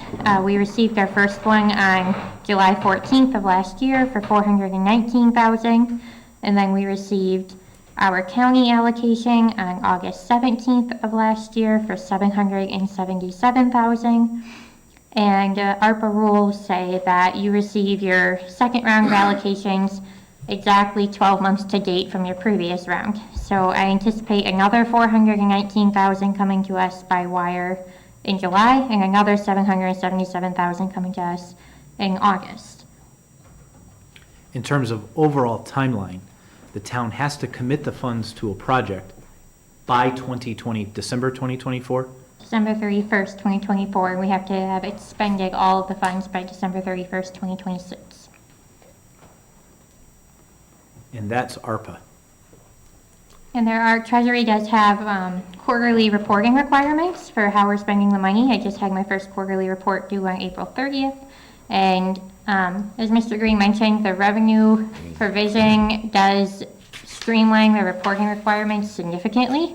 When I was first going through it and I was looking at what I had to do, it was very daunting. And then once I just clicked a button that said, are you adopting this revenue provision? And I put yes, it was like poof, all these pages disappeared, like I didn't have to fill out anymore. So it does make it significantly easier to report their expenses as well. She won't necessarily tell you what process she endorses, but. Nope, I'm not biased. So Jay, could you go over two of the, or three really, items on the board? We can ask for additional ones, because most of these are Greylock Glen water system issues, which we identified as a board as our number one priority. However, you have the library boiler. Could you explain that to the board, the status of that? Sure. So as everyone knows, we had significant boiler and piping issues with the library HVAC heating system, which is oil-fired and steam this winter. Looking at the facility, the experts tell us the boiler is probably not going to last into next winter. Our goal, the town's goal, has been over the past years to convert to gas and come up with a more efficient heating system for the library. In order to do that, we have to have that project engineered. It's going to be, it will trigger the bidding amounts, et cetera. So with a member of the Board of Trustees, the library director, Mr. Garner, myself, and Crystal, we made it, and Chairman Duval present for the conversation, we made a decision that essentially we just had to replace what's there. That is the most expedient process forward for that. The library trustees voted at their last meeting to allocate $25,000 of state aid money towards the replacement of the boiler. We're very grateful for that. The town government does not access that money. That is under the purview of the trustees. So we're pleased that they did that. We've received quotes to replace the boiler with a material lead time that we believe, if we move expeditiously, we'll be able to have the new boiler in place for the heating season, which in the Berkshires, could be as early as some nights in September. It's a historic building. We want to ensure that. So it's a placeholder of $100,000. I don't want to tempt fate, but it may not necessarily be up to that. The boiler itself is probably around $40,000 to $50,000. The materials are probably another $40,000 or so in order to install it, et cetera. And then we do want some money in order to replace the rest of the piping that we haven't been able to replace over there. So if we're able to allocate that money, then we'll at least take care of the heating system. And I'll just add that Holly is continuing to work even with the gas company and try to find a way to convert the building to gas, even with a new boiler. The next one you'll see down there is boiler failure again. These are Hesner engineering costs, estimated costs with the registry of deeds. That $115,000 includes not only those engineering costs, but also the balance of funding needed to replace the boiler at the registry of deeds. Right now, we're operating on a temporary boiler. Our insurance covered about $60,000 of that, give or take. The balance in order to repair that unit with a more efficient unit is $115,000. Now, the registrar of deeds, Maria, is working with the state rep in order to attempt to find some funds for the building, but we need to have a source available in case that doesn't come through. We can use ARPA funds. The last one you see, wastewater treatment plant cable internet modem. Wastewater treatment plant, based on its physical location, only receives internet through the cable company. The line going to the building is outdated, it's obsolete, and we don't receive good internet service at the plant. For the day that we have to go to a fully automated control system, we needed updated infrastructure. The cable company says they're happy to do it, but it's on customer cost. So that's, as of now, the projects that we've identified from the to-do list, which still leaves a pretty decent balance of funds for us to decide and have a conversation about how we want to spend it. So those three projects you're moving ahead with, do you need the board's approval to do that? These are ARPA funds which, each community has done this a little bit differently, but I think I think at least the boilers are definitely needed. I've seen the library boiler, and it has holes in it, has to be replaced. Yes, so under item G, the board could certainly take a vote to endorse us to move forward with those projects, identifying ARPA as funding for them. If we choose not to do that, or if another funding source comes through, obviously, we'll come back and advise the board as such. But in order to do that, we need to adopt this provision, Correct. because those 4 projects don't necessarily qualify Yes, for the ARPA funding unless we adopt this provision. correct. What's the downside of adopting the provision? A lot more paperwork for Krista. Yes, that's, there Is that really the isn't only- one. It's just, it limits our ability to use the ARPA funds if we don't adopt the provision. And Is there any reason not to adopt it? I can't think We of one. don't think so. We couldn't figure out, sometime after January and before we went to this conference, we started hearing of other communities using ARPA funds for a variety of projects. And we couldn't figure out how they were doing it because they weren't within the 4 squares of those guidelines. And then finally at this workshop, it was discussed and we qualify for it. And that was what we needed to understand and hear. Okay. Okay. What is the board's direction? So I'll make a motion to adopt the ARPA standard allowance revenue replacement provision to fund general government services, which is a one-time standard allowance of up to $10 million. $10 million of revenue loss as a result of the pandemic. I second it. I was like, does that motion seem sufficient for what needs to be We done? don't have to identify anything, we have a motion and a second. We don't have to identify anything specific. Nope. Just make that declaration. Yep, that language is good. Thank you. Okay, we have a motion by Christine, a second by Howard. Any further discussion? Hearing none, all those in favor say aye. Aye. Anyone opposed? Unanimous decision. Thank you. Thank you. And, okay, now, we're still, don't go, yep, stay there. Next on the agenda, review and approve ARPA allocations. Jay? So we sort of kind of already went through this. You can see the projects that we have already funded under complete on here. They're ongoing. The design improvement to the wastewater treatment plant, well, that one's closed out. Greylock Glen Water Tank, Greylock Glen Water System Engineering Services, and engineering services for, it'll be for the building itself as well. So there's a lot of work going on up there in terms of the water system work. The boiler failures are on here. The cable internet modem is, so I think we would just simply ask for a vote for the board tonight to continue to move ahead with these projects using ARPA funds from that present list. No action needs to be taken on the balance of the funds tonight. I would think that that might be a good workshop topic to come up and brainstorm ways to potentially spend that money. I can tell you that staff is working on ways to come up with some type of a road project using a variety of different pots of money. We just received the Winter Recovery Assistance Program funds from Governor Baker's office. The town was allocated $180,000. So we might be able to do some type of a road project if we put some money together, and we might be able to use that with this. I would also remind the board, we're in the midst of constructing the Greylock Glen Outdoor Center in one of the most volatile economic and global environments that any of us have seen, and we just don't know what some of those costs will be. I have to say that as much as Pittsfield talks about their $40 million to be a one-time, gift, even though 2.5 million is a dime in comparison to that, it's a gift for us to have. And the only reason we have been able to move forward with some of these projects is because of ARPA, as well as the CARES Act. So beggars can't be choosers. We're pleased with what we have, and we want to spend the money smartly and strategically. So I think the basis of the ask for tonight is just an endorsement that we move ahead with these identified projects with ARPA in mind to cover them. If we get another funding source that's more attractive, we'll use it. On the Greylock Glen water supply construction oversight of $800,000, you said that construction is oversight of the whole building And the water, just the No, water supply? that's the construction, so it's probably not gonna be $800,000, that's a placeholder based on Donna's conversation with Wright Pierce.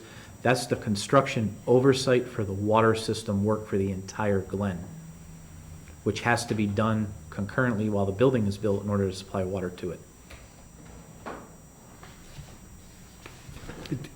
That's the water, building the water, it's supervising the building of the water infrastructure. Yes. Okay. Go ahead, Donna. It also, it it's a broader. Okay, that's what I'm asking. It's permitting, it's applications to DEP for the consecutive water system. There's a number of things besides construction supervision. Intermunicipal agreement with the water district to supply Okay, 'cause water. that was a lot of money for that. And it would also, again, like, Jay said, we don't anticipate using all of that. But Right. it would, be helpful for a contingency. Okay, thank you. These projects that you see pending are very conservative estimates. Okay. If I may also, with the outdoor center, not only is it a volatile construction market, but because we moved forward so quickly to public bidding, there's a lot of elements, of the outdoor center project that were never incorporated into the bidding. We don't have a security system, for the building yet. That Okay. is something that we've talked about. The building management system, we didn't have the ability to quickly, identify that, so we said we'll do that later. Other things like that, signage and stuff within the building. Furnishings, we only have a little bit of that. So there are a number of things we're working now with the architects to get a handle on that. And I just want to say that those are important elements to consider. And they're in the 800,000? No, that's. Separate, that's a whole different separate. building, right. Okay, okay. That's, so like, keep me in mind and the outdoor center in mind for that 700,000. Don't spend it too quickly. We have internal competitive conversations often about how to spend money. All right. There's two, to keep in mind, so the public understands, there's two simultaneous contemporaneous projects happening at the Glen. One is the physical construction of the outdoor center. The second is really phase 2 of the potable drinking water system work that's going on up there. That work was slowly ongoing, even without the building being in there. But when the money came for the building, it forced us to also expedite phase 2 of the water system work, because you can't have one without the other. Got it. Okay, thank you. But it's important to note that the water system work will feed the rest of the development projects up there, the proposed lodge and conference center, and the camping ground, et cetera. It's not just for the outdoor center, but you need it to feed the outdoor center. Okay. Okay, what is the board's pleasure here? I'll make a motion to approve the ARPA allocations as presented in this ARPA project list, which included the Greylock Glen water supply construction oversight, boiler for the library, boiler for the registry of deeds, and wastewater treatment cable internet modem. Motion by Christine, do we have a second? Go ahead, I second it. Second by Howard. Any further discussion? I just want to make a general comment. We spent 5 weeks talking with the finance committee and our board as well, talking about taking care of our buildings and our facilities, and I'm happy to see that we've had a number of items in front of us this evening that will do some of that. We'll kind of repair some of the things that may have been neglected over the years. So I'm happy to see that we have a funding source for these items, but glad that it's being put in front of us. Any further discussion? Just on that note, I'm going to be meeting with Crystal and Eamon on the capital management approach so that we can look at the maintenance, preventative maintenance and other capital improvements so that we deploy the capital in the most effective way. And so, so that we don't get into this bind of having catastrophic failures and no way to pay for it. Okay. Any other discussion? Hearing none, all those in favor say aye.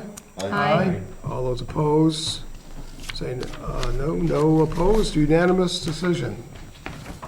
Thank you, Jay. Thank you. Thank you. Thank you, Crystal. Thank you, Crystal. Thank you, Donna. Yep, thank you, Crystal, Donna. All right, now, I think we're done with new business. Moving on to the department reports, town administrator.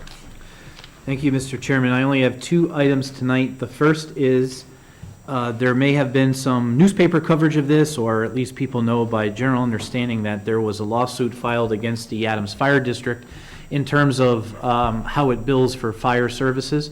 We've been having a good dialogue with the Adams Fire District. We had such a meeting today, and we're working out the mechanics of doing that, reviewing the provisions of Mass General Law in terms of how we move forward. So the dialogue is going well, and we'll continue to move forward with that to assist the fire district so that they come in compliance with state law. We'll continue to update the board and probably put a workshop together at some point once all those mechanics have been finalized. The second item I have is really on behalf of our treasurer collector. The town of Adams is going to be offering a public auction on Tuesday, May 17th at 1 p.m. It will be held at the Adams Visitor Center at 3 Hoosick Street. We have town-owned properties on the auction block. There are open houses on Saturday, May 14th from 11 a.m. to 1 p.m. on 3 properties, 25 Spring, 25 Columbia, 40 Commercial Street. No open houses are available at the following properties, but 71, 77, and 79 Center Street and 17 Spring Street will also be available for purchase, or auction, or bid, I should say, and 3 vacant lots located at East Road, First Street, and East Hoosick Street. There are a variety of terms and other things that need to be taken into consideration. We recommend that you call Sullivan Auctioneers to get more information. There are these little nice sheets that are available here at Town Hall and information available on our webpage in terms of getting those properties back onto the tax rolls. And I'm pleased to announce that we've had a lot of good inquiries just here in the past few weeks with these. With that, that's all I have for this evening. Any questions for the town administrator? Yeah, I have Joe? a few. Yep. Have you heard anything about money that went through the House about having state highways that are taken care of by the towns? Do you know if it's passed the Senate? Because if it does, it would be good money to get Holland Avenue up and going. So it sounds like you're describing a program that's been on the books for about 2 years, that the state will fund money for municipal maintained portions of the state route network. Right. We have been in touch with Mass DOT. They have chosen not to fund the project.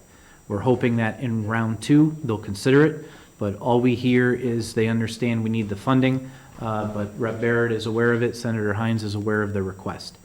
We received just this past week $180,000 from the Winter Recovery Assistance Program, which the governor signed in. That's essentially going to be treated the same as Chapter 90. So those are the only funds so far that are available, and we've only have $180,000. The other program, DOT decides, it's not a grant program, DOT decides if they want to fund it. And another thing, well, Donna's left, because I went to see Donna if she was in, and she wasn't in her office, so I asked where she was, and I was told by Deb that there was a meeting with Colliers. Every Tuesday morning at 8:30. I was wondering why I didn't get invited. Well, you can speak with Donna about that after the meeting. And who was present? Sulier and Zepka. Yeah. Myself. Jerry Garner has attended those building commission meetings. Donna is present. 3 members of Colliers were present last week. The OPM is present this week as well. It's a standard building construction meeting. If you'd like to attend, Donna can put you on the attendee list and you can attend. Yeah. Well, I don't know. I'm gonna ask to be taken off the Glen project. I don't want to serve anymore as it, because it's kind of just the way I feel about things, that's all. It just seems like I'm a puppet. And so, you know. So why do you say you're a puppet? Listen, let me finish, No, Mr. you can Chairman. listen to me, all right? Oh, okay. Because I'm the chair. Okay. You got that? Yeah. Okay. So, this evening, you've been asking all these questions, right? Because you didn't get the chair. right, or the vice chair's position. So now you're asking, you're countering a lot of the items we've been talking about this evening, okay? So now, we talk about the Glen meetings. This is a construction meeting that's held, and you are free to go. Just ask Donna, and you can go. All of a sudden, after Jay responds to that, you say you don't want to be part of it anymore, which you are leading, which you have a lot of skills to do, you have a lot of background to do. And just because you didn't get the chair this evening, you're going to give up a lead that you've been leading this board, just because you didn't get the chair's position. Okay, are you done talking? I'm done talking. Okay, could you expound a little bit more on everything that's been said today that I've Sure, let's start, countered? okay, let's start going with the individual that showed up this evening. And I apologize to the board, but this is something I just don't let stand. So this gentleman here came in the public comment who offered to do volunteer work, which he does already, which we're very thankful for, okay? So he is going through the right process. He comes to the board, he works with the will be working with the town administrator, who has authority and responsibility of our charter for parks, grounds, and buildings. It is the town administrator's authority through our charter and bylaws. We don't have that authority. It is the town administrator's authority. So when you go and you start chopping down trees and limbs, and not trees, you chop down trees, but you start cutting limbs without working with the town administrator, we do not have any more authority than the average citizen as selectmen. We are voted in to run per Mass General Law, per our bylaws, per our charter. We have specific responsibilities that this board is responsible for, okay? So I cannot go out in the front yard and say I'm gonna help and cut down a limb from in front of Town Hall, okay? Because I can't do that, the citizens can't do that, and I will get in trouble for doing that. So I have no additional authority than any average Adams citizen in this town. So you brought that up, that the police were there, or whatever happened there, but what you did was wrong. You are supposed to, as every other citizen, is to come to the town administrator's office and work with the town administrator. He probably maybe would have said, if you had asked him, "Thank you, Joe, we appreciate that." But you didn't. You went on your own, did your own thing. You can't do that. The citizens can't do that. We have no more authority than they do. So what you did was wrong. And admit it. Hopefully you could admit that. But I'm not gonna, these meetings, and I don't like to do that like we used to do. I don't wanna hit you out of order every time you go on this route.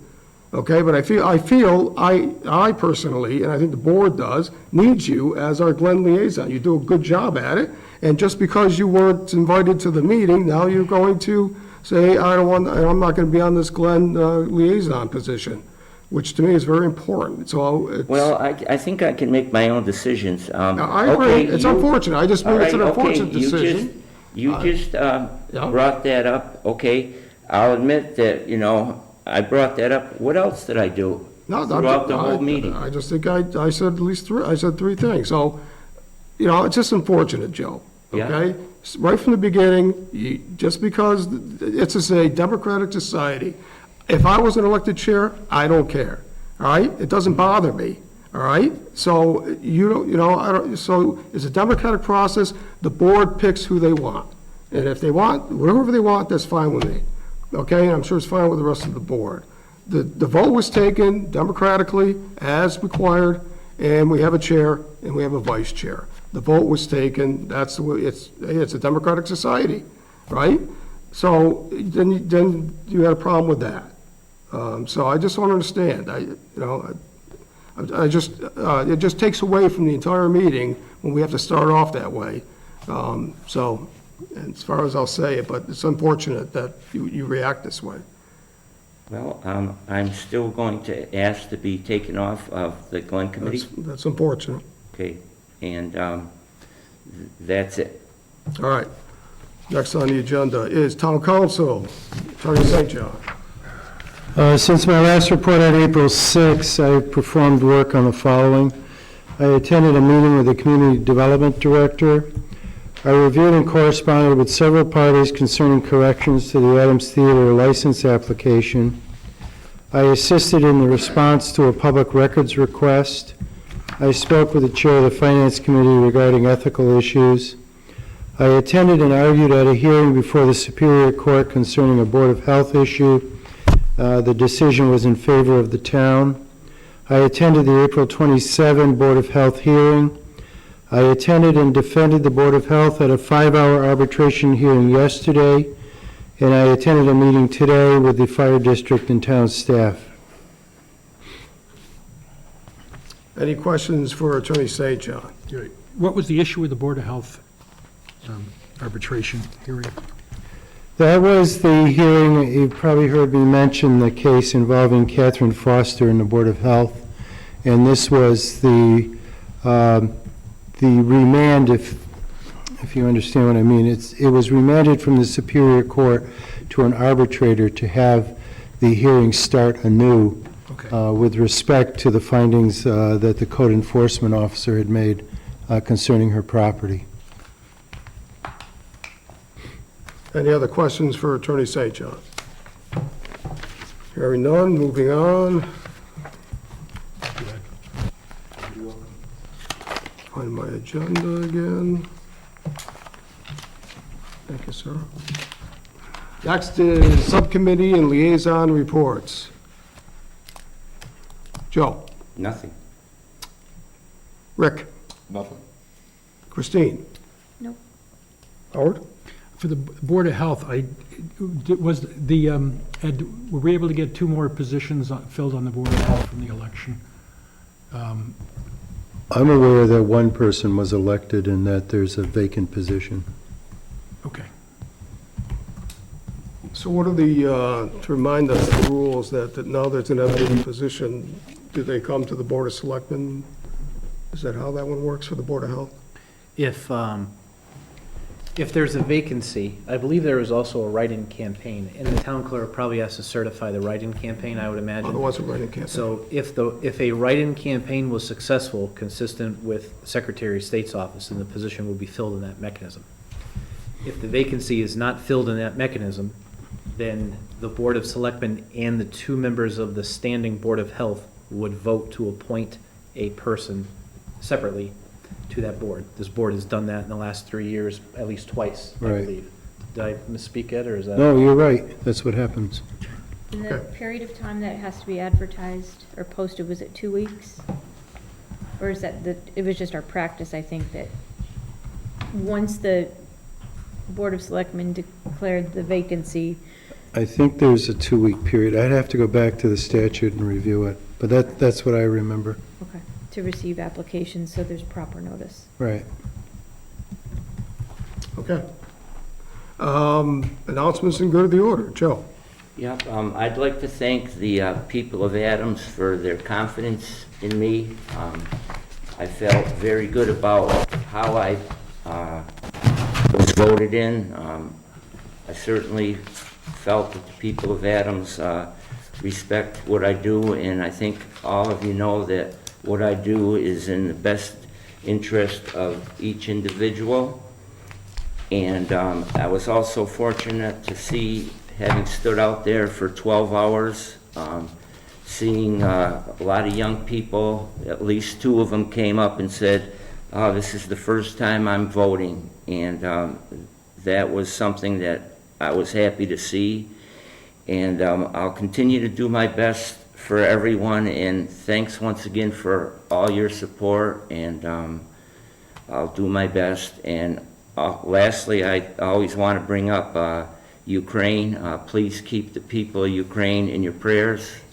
It's something that, for me, it's hard to watch, and I just hope that through God's intervention that this will come to an end soon, and because war in the 21st century doesn't solve any problems. And I had a couple questions asked to me from people why the election results weren't in the Berkshire Eagle and the town of Cheshire's were there. Yeah, well, I'm just asking. Yeah, it's good. No, others have asked that also. It's really up to the Berkshire Eagle. Doesn't have anything to do with reach out to town the administrator. No, I'm just asking. Yeah, to reach out to. People ask me, that's all. Yeah, it's a good question. To reach out to the town clerk to get the results, and if they haven't done that, hopefully they will. Got another question, Joe? Or? No, that's it. Okay. Rick? Christine? I just wanted to thank the town clerk and all the election workers who spent their day on Monday at the polls. That can't go on without any of those folks, so I appreciate that. And I also wanted to thank our Council on Aging Director, Sarah Fontaine, who spent a good portion of the day on Monday welcoming individuals into Memorial Building and giving tours of the space that will be used for the Council on Aging. She said it was well-received by those who came through. So she provided them with some programming updates, and people were excited to see that space. So I just wanted to thank all of those folks. Howard? I echo Christine's compliments for the volunteers on Election Day, because that is the institution of democracy, which we so value, and as I so appreciate their time and effort to make it happen. May I just add too that changing polling locations was not an easy undertaking, and there was also a lot of work performed by Mr. Garner, by Ray Keel, one of our custodians, Kyle Wilson, one of our other custodians, and some other staff who devoted a lot of time to getting that building ready for polling location. There's a lot of logistics. The doors open, the lights go on, people show up, but there's an awful lot of logistical work that goes in the background, including very simply moving that from that room to here tonight. And a lot of times it's just Deb that does it.